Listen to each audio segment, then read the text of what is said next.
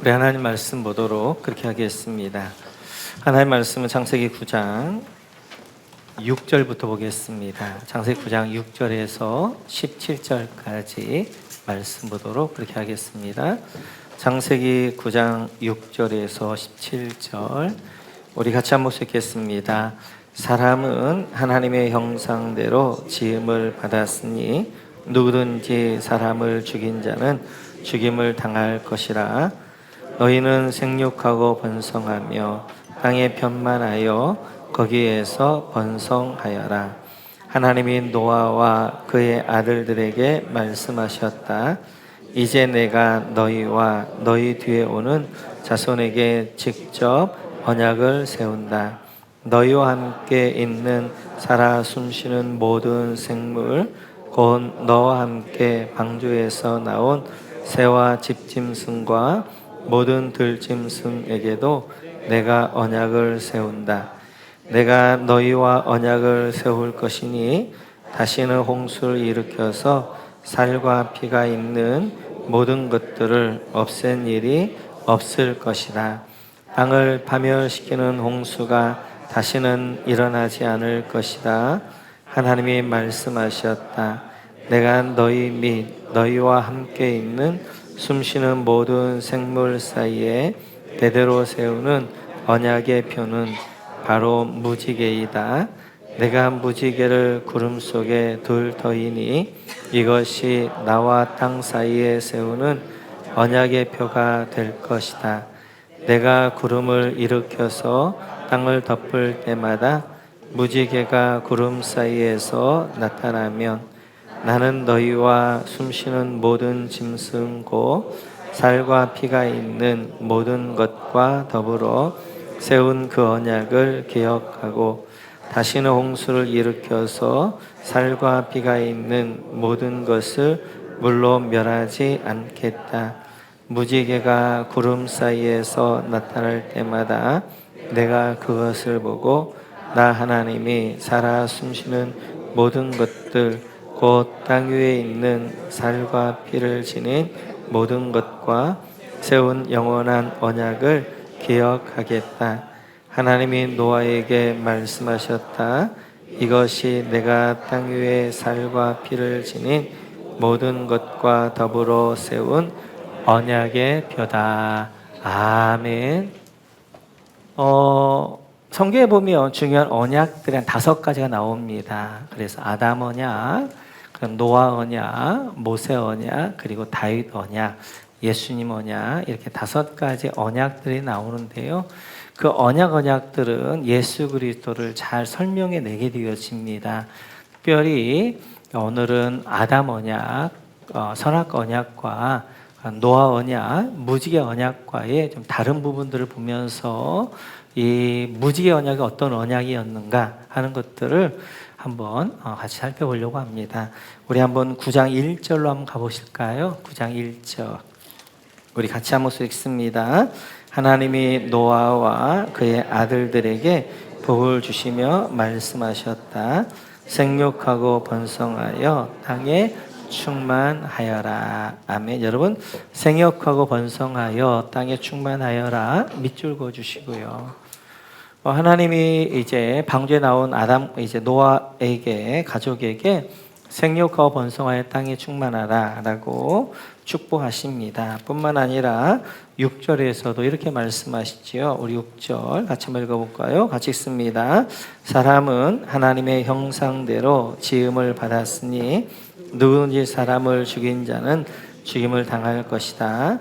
너희는 생육하고 번성하며 땅에 편만하여 거기에서 번성하여라. 아멘. 여러분, 생육하고 번성하며 땅에 편만하여 거기에서 번성하여라. 그렇게 밑줄 그어 주시고요. 이렇게 방주에 나온 노아와 가족들이 하나님이 축복을 주시는데 그 축복을 생육하고 번성하여 땅에 충만해라 라고 말씀하십니다. 이 축복은 노아에게만 주신 축복이 아니고 그 전에 아담에게도 이런 축복을 주셨. 창세기 1장 28절 같이 시작. 하나님이 그들에게 복을 베푸셨다. 하나님이 그들에게 말씀하시기를 생육하고 번성하여 땅에 충만하여라. 땅을 정복하여라.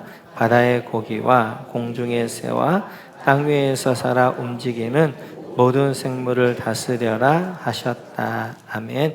여기도 마찬가지죠. 생육하고 번성하여 땅에 충만하여라. 여기다 밑줄 그어 주시고요. 이렇게 아담에게도 생육하고 번성하고 땅에 충만하라 라는 하나의 축복을 주셨습니다. 그런데 이 축복이 아담에게 주신 축복과 노아에게 주신 축복의 내용이 같지만 중요한 것은 그것을 주시는 방법이 달라져요. 방법이 어떤 방법으로 하나님이 노아에게 이런 축복을 주시는가 하는 것들을 오늘 볼 것이고요. 또 하나 이제 아담 언약과 노아 언약의 결정적으로 다른 것이 언약의 증거물입니다. 우리가 어떤 언약을 할 때마다 그 언약의 증표들이 있지요.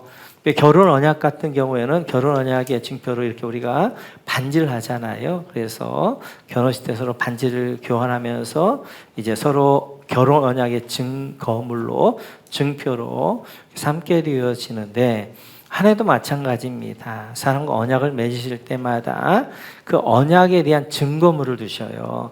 그 증거물이 무엇인가? 아담 언약에서 이것이지요. 우리 한번 2장 17절로 가볼까요? 창세기 2장 17절. 네, 같이 읽습니다.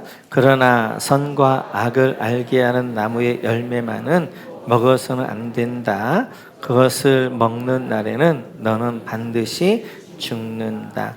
선과 악을 알게 한 나무에다 밑줄 그어주시고, 이렇게 아담과 하나님의 언약을 맺으셨는데 그 언약의 증거물로 선악과를 증거물로 삼으십니다. 그래서 아담 언약을 다른 말로 선악과 언약 이렇게 말하기도 하지요. 노아 언약에 대하여서 하나님의 증거물로 이걸 삼으십니다. 우리 9장 13절 같이 한번 읽어볼까요? 13절입니다. 같이 읽죠. 시작. 바로 무지개이다. 내가 무지개를 구름 속에 둘 터이니 이것이 나와 땅 사이에 세우는 언약의 표가 될 것이다. 바로 무지개에다 밑줄 그어주시고요. 무지개에다 동그라미 쳐주시고, 하나님께서 노아와 언약을 맺으시고 그 언약의 증거물로 하나님은 무지개를 언약의 증거물로 삼습니다. 그래서 노아 언약을 다른 말로 무지개 언약 이렇게 말하기도 하게 되어지지요. 이렇듯이 아담 언약은 선악과 언약이고 노아 언약은 무지개 언약인데 이 두 언약은 많이 달라요. 굉장히 많이 다릅니다. 그 다른 것을 잘 표현해주고 있는 것이 선악과와 무지개의 증거물 가운데 나타나게 되어져요. 그래서 선악과와 무지개가 결정적으로 다른 게 하나 있지요. 그것은 아주 단순하게 선악과는 내가 손만 뻗어서 선악과를 내가 열매를 먹을 수 있다는 것입니다. 그런데 무지개는 내가 손을 뻗어도 그것을 없앨 수 없다는 거예요. 그러니까 선악과 아담 언약은 내가 선악과를 먹어서 지킬 수도 있고 선악과를 안 먹어서 지킬 수도 있고 내가 선악과를 먹어서 깰 수도 있는 언약이라는 거예요. 그런데 노아 언약은 내가 무지개는 없앨 수가 없잖아요. 그러니까 내가 어떤 행동을 해서 그 언약을 깰 수 있는 언약이 아니라는 말이에요. 이걸 조금 더 신학적으로 그냥 조금 우리 성경적으로 우리 용어로 말하면 이 아담 언약을 가리켜 행위 언약 이렇게 이야기해요. 행위 언약. 행위 언약이라는 것은 내 행동에 따라서 그 결과에 대하여 내가 책임을 지는 거예요. 그러니까 아담 언약은 선악과를 증거물로 삼았는데 내가 하나님 앞에 어떻게 하는 거예요? 선악과를 먹지 않음으로 언약을 지킴으로 하나님이 생육하고 번성하고 땅에 충만한 복을 주시는 거예요. 그런데 내가 하나님과 언약을 깨기 위해서는 어떻게 하는 거예요? 선악과를 내가 먹으면 언약이 깨어지는 거예요. 그리고 그 언약적 저주가 나에게 임하게 되어요. 그래서 그 언약적 저주에 의해서 아담과 하와에게 이 땅에 죽음이 오게 되어졌고 아담과 하와는 이제 에덴 동산에 쫓겨나게 되어지는 결과를 가져왔단 말이에요. 이렇게 아담 언약의 특징이 행위 언약이었다면 노아 언약의 특징은 은혜 언약이라는 거예요. 은혜 언약. 은혜 언약이라는 것은 내 행동에 따라서 결과가 결정되지 않는다는 거예요. 그러니까 내가 하나님과 언약을 깨려고 해도 내가 저 무지개를 내가 없앨 수가 없는 거예요. 그래서 은혜 언약의 주체는 누구냐면 하나님이신 거예요. 하나님이 이제 내가 어떤 행동을 하느냐 하느냐가 중요한 게 아니라 하나님이 은혜를 주시느냐 안 주시느냐 하나님이 중요하게 되어진 거예요. 그래서 은혜라는 것은 내 행동에 따라서 내 삶이 결정되어지는 것이 아니라 하나님의 작정하심과 하나님의 뜻 가운데 내 삶이 결정되어진다는 거예요. 이게 왜 은혜냐면 이제 아담 언약에 대하여서는 내 삶에 내가 책임을 져야 됩니다. 그래서 아담과 하와가 언약을 어기게 되어지고 죽음이 오게 되어지고 쫓겨나게 되어지고 또 하나님의 아들들이 사람의 딸들의 좋은 모든 자들을 아내로 삼음으로 섞임으로 말미암아서 노아 홍수 심판들이 오게 되어졌지. 그러나 이 노아 언약은 은혜 언약이기 때문에 내 행위에 의해서 결정되어지는 것이 아니라 하나님의 은혜가 결정하게 되어지는, 중요한 것은 그 사람의 하나님의 은혜가 있느냐 없느냐. 하나님의 은혜가 있게 되어지면 구원, 하나님의 은혜가 없게 되어지면 멸망으로 나눠진다는 거예요. 이 노아 언약이 무지개 언약이 은혜 언약이라는 것들을 잘 보여주는 증표 가운데 하나가 무지개인데요. 무지개가 그걸 잘 설명해내게 되어집니다. 우리 다시 한번 9장으로 가셔서 12, 13절 같이 한번 읽어볼까요? 12, 13 같이 시작. 하나님이 말씀하셨다. 내가 너희 및 너희와 함께 있는 숨쉬는 모든 생물 사이에 대대로 세우는 언약의 표는 바로 무지개이다.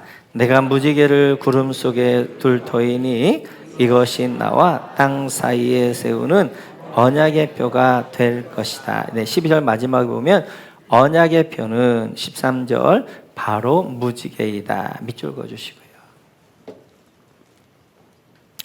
노아 언약은 이 무지개가 잘 설명해내게 되어져요. 무지개를 영어로는 레인보우 그럽니다. 왜냐하면 레인이라는 건 비잖아요. 바오는 활인데 어떻게 보면 레인, 비가 온 이후에 하늘에 이제 활처럼 막 무지개가 열려 있는 걸 보면서 사람들이 레인보우 그랬던 것 같아요. 이것이 어디서 이제 어원이 오게 되었냐면 히브리어에서 옵니다. 히브리어 이 무지개란 말이 퀘세트란 말이에요. 퀘세트. 근데 이 퀘세트라는 말을 무지개라는 말도 되어지고 활이란 말도 되어져요.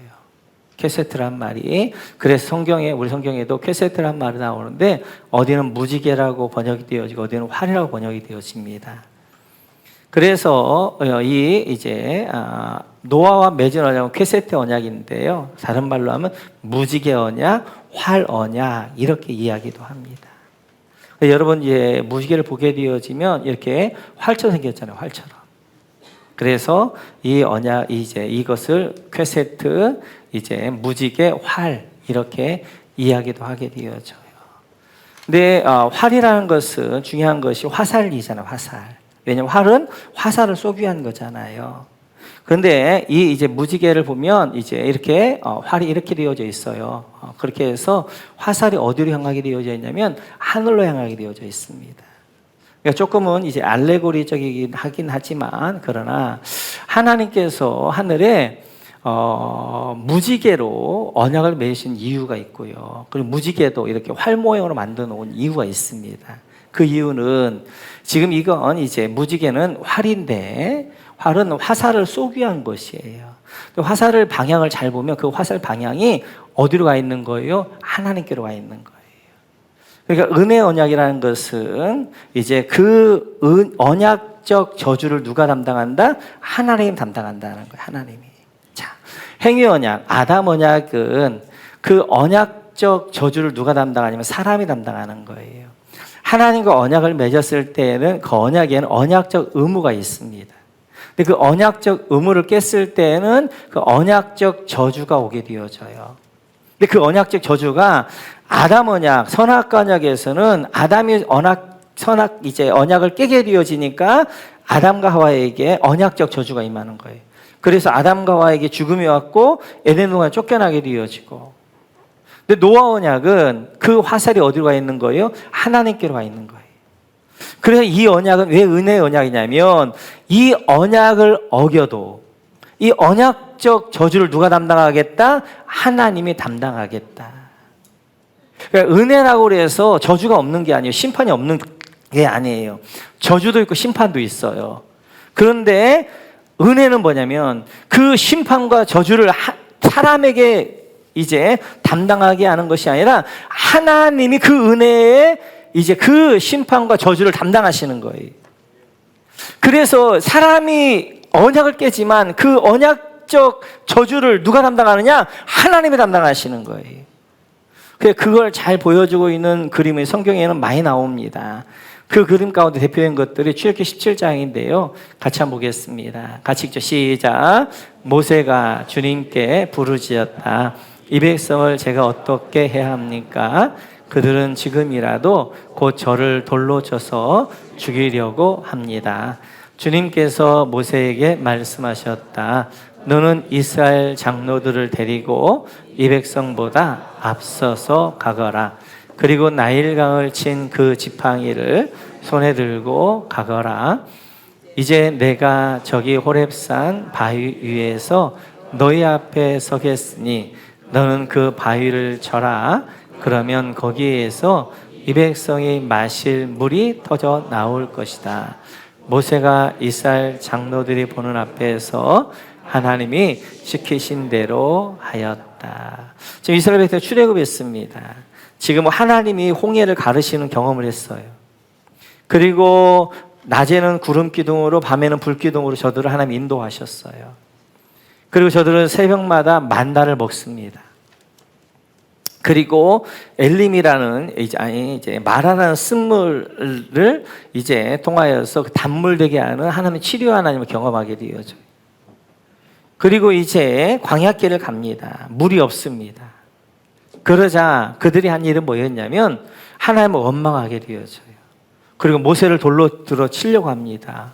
너희는 우리 지도자라면 물을 달라는 거죠. 그때 모세가 하나님 앞에 기도합니다. 하나님, 이 백성도 이렇습니다. 기도하니까 하나님께서 방법을 하나 주시는 거예요.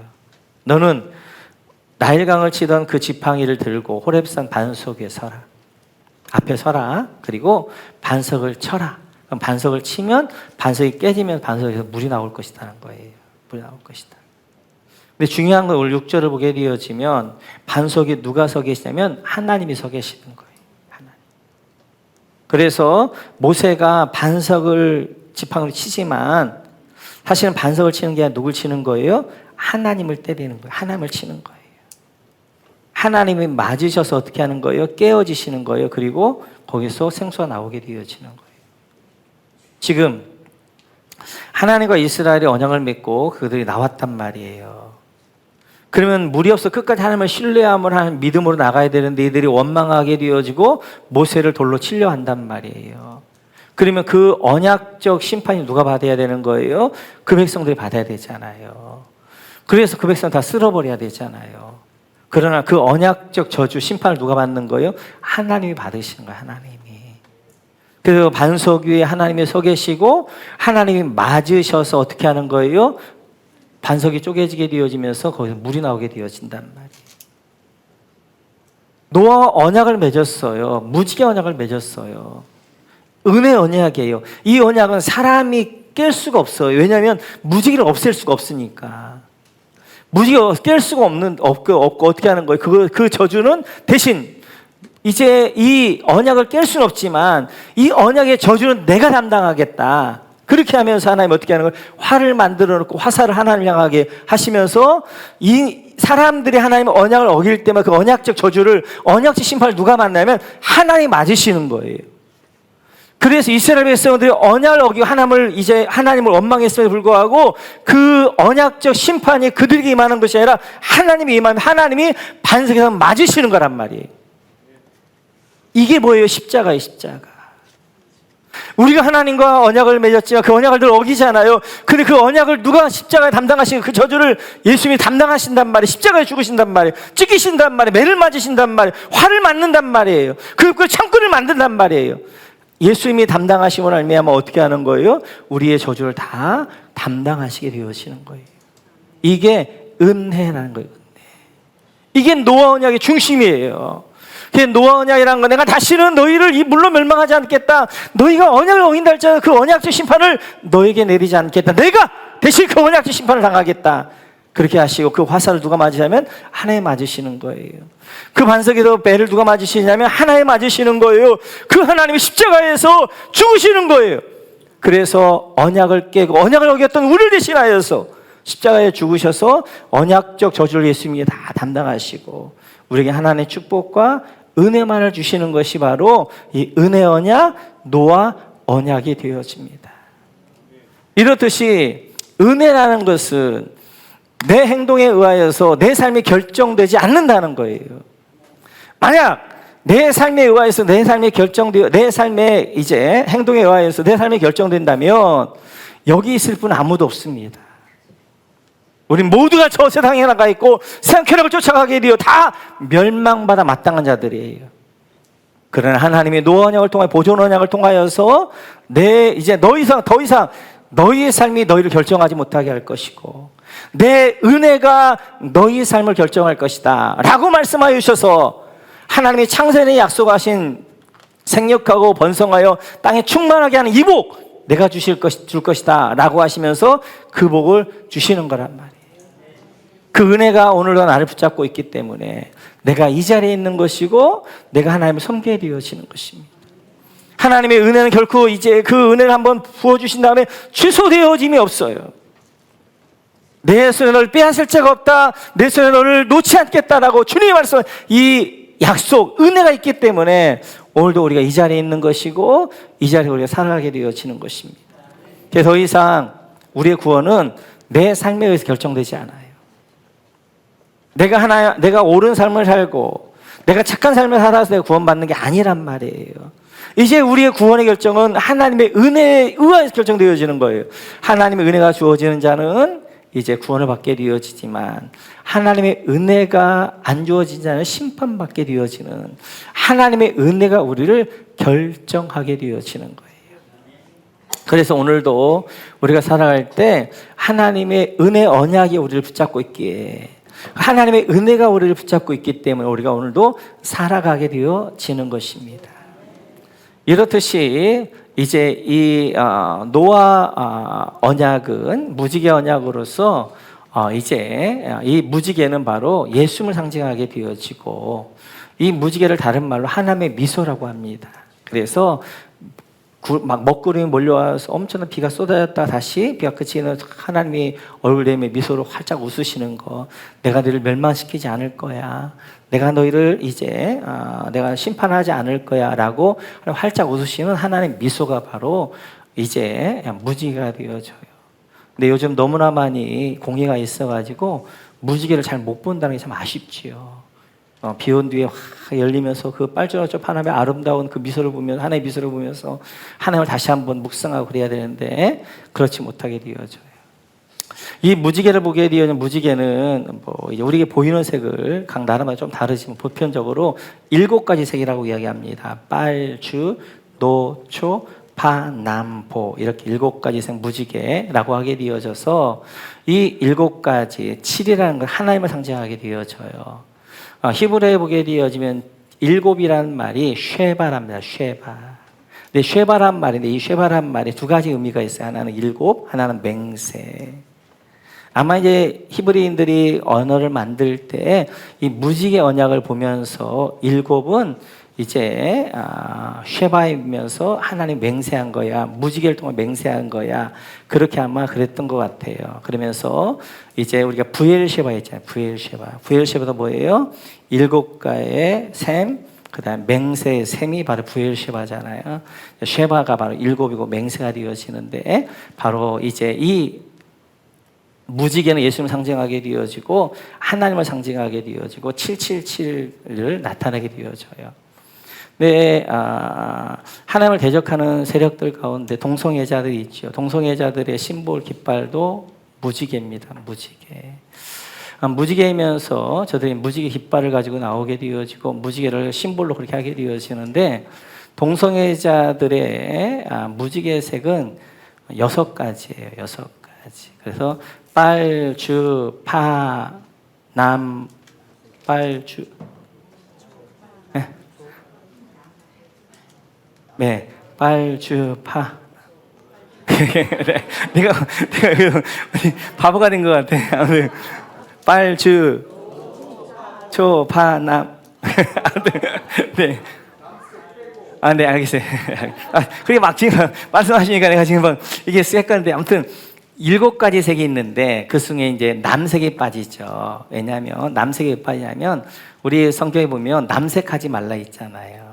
그러니까 거기 남색이라는 말은 남자와 남자로 동성애하지 말으라. 이건 반드시 죽는다 그랬더니 남색을 빼버렸어요. 그래서 빨, 주, 파, 남. 뭐 약간 모르겠다. 내가 지금 바보가 됐어요 여기서. 바보예요. 지금 아무튼 그렇게 해서 남색이 빠집니다. 그래서 6가지 색이에요.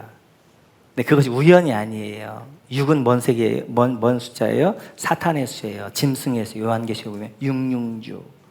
그래서 6가지 깃발 들고 하나님을 대적하고 창조 원리를 하고, 물론 이제 이런 동성애자들 우리가 사랑해야 돼요. 그들도 잃어버린 하나님의 둘째 아들들입니다. 동성애 자체를 우리는 인정할 수는 없고, 그거에 대해서는 그 동성애 자체가 이 시대에 어떤 역할을 하게 되어지는가. 666 짐승의 수로서 짐승의 나라에 앞장서게 되어지는. 그리고 그래서 지금 딱 둘로 나눠지는 거예요. 전 세계가 뭘로 나눠지는 거예요? 동성애를 인정하는 사람과 동성애를 거부하는 사람.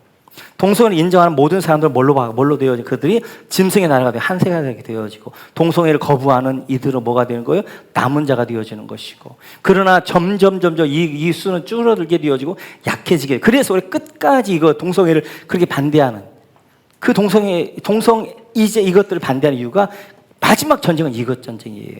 결국 666 바로 짐승의 표가 되어지는 것도 볼 수 있어요.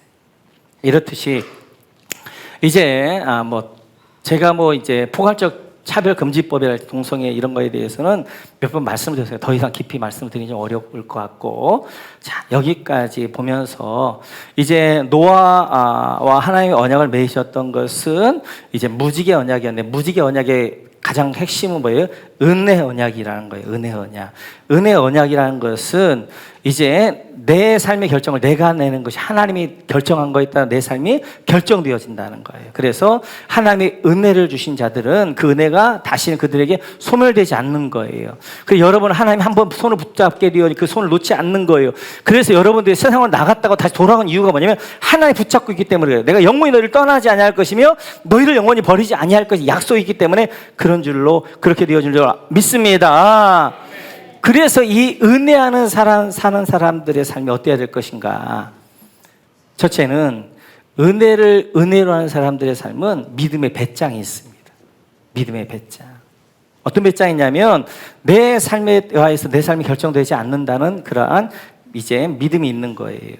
하나님이 나를 이제 하나님의 은혜가 한번 주어진 나는 하나님의 은혜가 취소되지 않는다는 믿음이 있는 거예요. 배짱이 있는 거예요. 그래, 나는 결코 망하지 않는다. 하나님이 나를 놓지 않기 때문에 나는 망할 수 없다 라고 생각하면서 그 인생에 믿음의 배짱이 있는 그런 삶이 되어지는 것입니다. 잠시 넘어질 수 있습니다. 잠시 실패할 수 있습니다. 그러나 영원히 넘어지지 않아요. 영원히 실패하지 않아요. 구름 속에 무지개가 있는 거예요. 구름, 어둠 속에, 고난 속에 무지개, 하나의 축복이 숨겨져 있는 거예요. 그걸 보는 거예요. 십자가 속에 부활이 있는 거예요. 시련 속에 승리가 있는 거예요. 눈물 속에 하나님의 이제 약속의 열매가 있는 거예요. 불같은 시험 속에 정글 같은 그런 이제 강함이 있게 되어지는 거예요. 요셉의 인생은 어떻게 보면 먹구름 인생과 같았어요. 그 인생은 그냥 먹구름 몰려왔어요. 형제들에게 버림받게 된 처참한 상황 가운데 있습니다. 믿음 지키기 위해서 하나님 앞에 정결하기 위해서 자기 순결을 시키는 것 때문에 어떻게 하는 거예요? 억울하게 감옥에 들어가게 되어지는 거예요. 자기를 그 감옥에서 살려주겠다고 했던 이제 술 맡던 관원장이 그를 잊어버리게 되어 먹구름 가운데 있게 되어지는 거예요. 그런 먹구름 가운데서도 결단코 요셉이 포기하지 않았던 것은 그게 이 약속이 있기 때문에 그랬어요. 우리 한번 13절 같이 한번 읽어볼까요?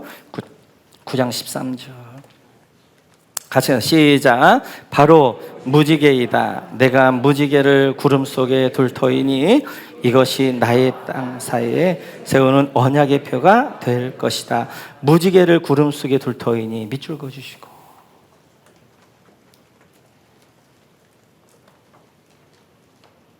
요셉이 당당할 수 있었던 이유는 구름만 보인 것이 아니에요. 요셉은 뭘 본 거예요? 구름 속에 무지개를 본 거예요. 하나님의 약속을 본 거예요. 하나님의 영광을 본 거예요. 그래서 지금 엄청난 먹구름들이 요셉에게 몰려옵니다.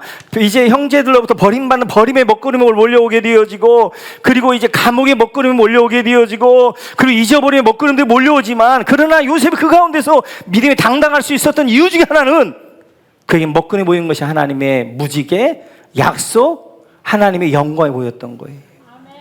그리고 그는 타협하지 않으면서 믿음의 길을 걸어갈 때 하나님의 때가 되어지자 하나님의 먹구름을 몰아내시고 하나님의 무지개의 약속을 주시면서 바로의 꿈을 해석하게 되어지고, 그리고 그를 총리가 되어지게 하는 하나님의 은혜의 영광을 경험하는 줄 믿습니다. 우리도 마찬가지예요. 수많은 먹구름들이 몰려온다 할지라도 믿음의 사람은 먹구름 보는 게 아니에요. 먹구름 속에 있는 뭘 보는 거예요? 하나님의 영광을 보는 거예요. 무지개를 보는 거예요. 하나님의 약속을 보게 되어지는 거예요. 결단코 그 먹구름들은 여러분을 망하게 할 수가 없어요. 여러분을 단련하기 위한 거예요. 그리고 잠시 여러분들에게 몰려오는 거란 말이에요. 그러면서 그 먹구름 너머에 있는 이제 하나님의 약속 무지개를 바라보면서 이 먹구름 가운데서도 믿음으로 당당하게 배짱을 가지고 나갈 수 있는 줄로 믿습니다. 하나님의 은혜 가운데 사는 사람의 두 번째 삶의 자세는 삶의 여유가 있습니다. 여유가. 왜냐하면 내 삶은 하나님이 붙잡고 있다고 믿기 때문에, 그 하나님은 선하시다고 믿기 때문에, 그 하나님이 가장 선한 걸로 가장 좋은 걸로 나에게 주시는 거라고 믿기 때문에 우리 삶에 여유가 있어요. 일희일비하지 않아요. 지금 내 앞에 눈앞에 보여있는 걸 가지고 안달하지 않는단 말이에요. 이제 멀리 볼 줄 알게 되어지는 거예요. 저 높이 날아서 멀리 보는 거예요. 몇 발짝 더 보는 거예요. 그래서 지금 먹구름 가운데 있다 할지라도 이것이 나를 망하게 하고 이것이 나를 파괴할 거라고 생각하는 것이 아니라 이걸 통해 하나님 나를 다 다듬어갈 것이라고, 이 가운데 하나님의 역사가 있을 거야, 이 가운데 무지개란 약속을 주실 거라고 믿고 그 일들을 우리가 감당해 가게 되어지는 거예요. 그래서 하나님의 은혜를 믿는 백성들에게는 삶의 여유가 좀 있어요. 여유가. 그래서 지금 앞에 당장 있는 걸 가지고 막 몸부림치는 것이 아니라 조금 몇 발자국 더 볼 줄 알게 되어지고 멀리 볼 줄 알게 되어지는 거예요. 예전에 이제 서울역에 가면 뭐 어떤 목사님 이런 예를 들었는데 참 크게 와닿더라고요. 서울역에 가면 딱 둘로 나눠진다는 거예요. 딱 보면 어떤 사람이 새마을호를 타는 사람인가 어떤 사람이 비둘기호를 타는 사람인가 보인다는 거예요.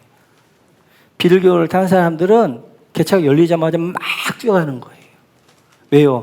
가서 빨리 내 자리를 잡아야 되니까. 근데 새마을을 타는 사람은 개차가 열려도 여유 있게 가는 거예요.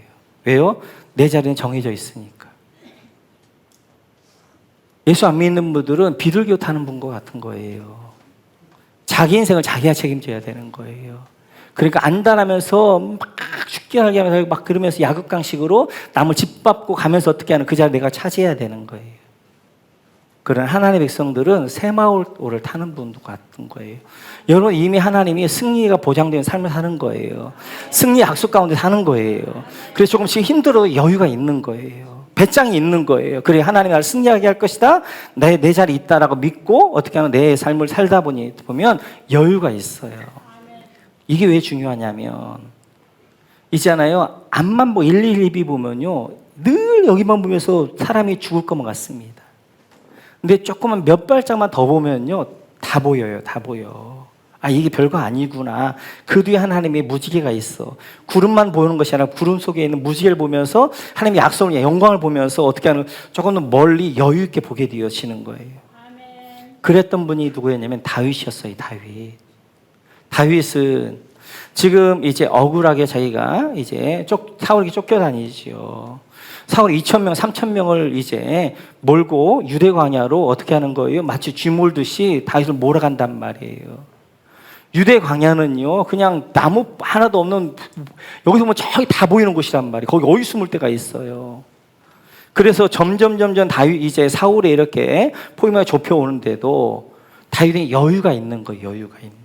왜? 그는 하나님의 은혜를 아니까. 하나님이 나를 기름 부었으니까 반드시 왕으로 세울 거라는 그런 믿음이 있는 거예요. 그러다 보니까 여유가 있는 거예요. 거기서 나오는 고백이 뭐예요? 시편 23편이 되어지는 거예요. 한번 그 상황 가운데서 다윗이 지금 사울에게 쫓겨다니면서 있는 그 상황 가운데서 시편 23편 한번 같이 읽어보겠습니다. 같이 시작. 주님은 나의 목자시니 내게 부족함이 없어라. 나를 푸른 풀밭에 누이시며 쉴만한 물가로 인도하신다. 나에게 다시 새 힘을 주시고 당신의 이름을 위하여 바른 길로 나를 인도하신다.